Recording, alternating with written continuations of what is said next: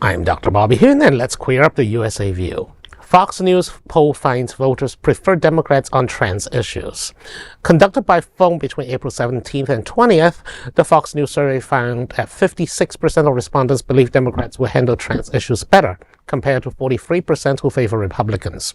The 13-point gap spans multiple demographics, including the majorities of men, women, white, Black and Hispanic voters, as well as independents, urban and suburban residents, and both college-educated and non-college educated groups.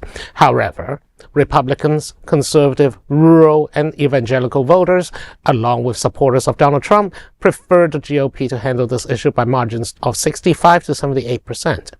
Notably, fewer than 1% of respondents identify wokeness or trans issues as the country's most pressing concern. Instead, most of the voters cited inflation and cost of living, followed by jobs, political corruption, and the Iran war as top priorities. Trans journalist Erin Reed shared her analysis of the poll's results, saying, quote, "The administration can continue to target trans people through executive orders, FCC actions, and federal declarations.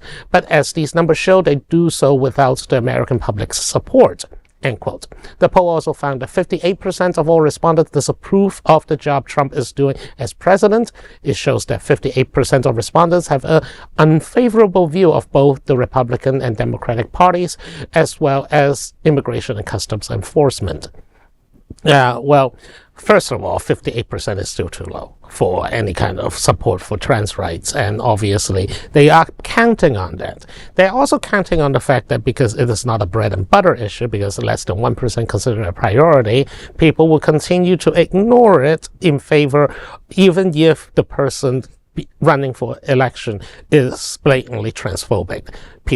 They are hoping that voters is going to, okay, they are still oppressing trans people, but they are going to promise to fix bread and butter issues like the economy or jobs or inflation, and so they're going to blatantly overlook. I mean, it's the same way with LGBTQ rights throughout election cycles and different and every time people who are like, oh yeah, casually say, oh yeah, I support gay people, I support gay marriage, they'll vote Republican anyway just because that's Republicans promise lower taxes or $3 gas.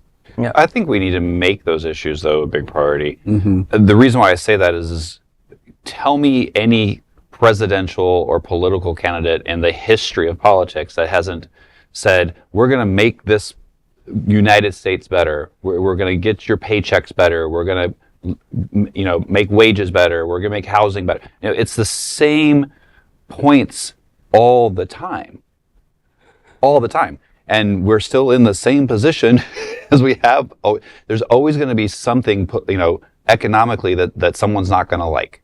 There's always going to be some sort of inflation or farming, or there's always those, and it's the same points all the time. So we actually do need to start making trans rights and gay rights and those types of things top billing. We need to bring those up more at the town halls and when the candidates are out there speaking why you should vote for me. I think that usually the public doesn't react that way unless it is something very notable. For example, when Roe v. Wade was overturned in 2022, that becomes a wave of citizens' initiatives and constitutional amendments to enshrine abortion rights into state constitutions. Now but it's the equivalent of lighting the fire under the general public's ass. Yeah. Right, but we need to bring this up to the general public is what I'm saying. I hear you, Rick, but we've been putting social issues front and foremost in our politics since the 1980s. We have been doing the culture war thing for decades. That being said, you're looking at Fox their polls are not considered where you go to learn about the lefties of the world, and to see a 58% disapproval rating, that's wonderful because let's be frank, Trump's approval rating has nowhere to go but down with the way he's handled this country. Agreed. It is an absolute tragedy. On the trans issue, This is a very important poll because I've seen so many Democrats be complete pieces of shit, quite frankly, towards trans people, being like, we can't win if we defend people. We can't. I'm like, even the Fox News polling is telling you that people don't want these horrible things being done to trans people. There is no reason to be shy of this and say, listen, I don't want to hurt trans kids. I don't support trans murders. I want to be a decent human being. It's a winning platform is what this poll says. Agreed. And what a shame. We have the midterm elections, and this is the 250th anniversary of the founding, our country being the United States of America. And I really feel our administration is doing everything possible to tear away that fabric, and they're not promoting unity, and especially attacking, a population to divert what's really going on behind the scenes. The trans population is not the problem, and also divide and conquer is the problem. I mean, when currently there's a Department of Education driven education tour, but it was all based on right-wing talking points.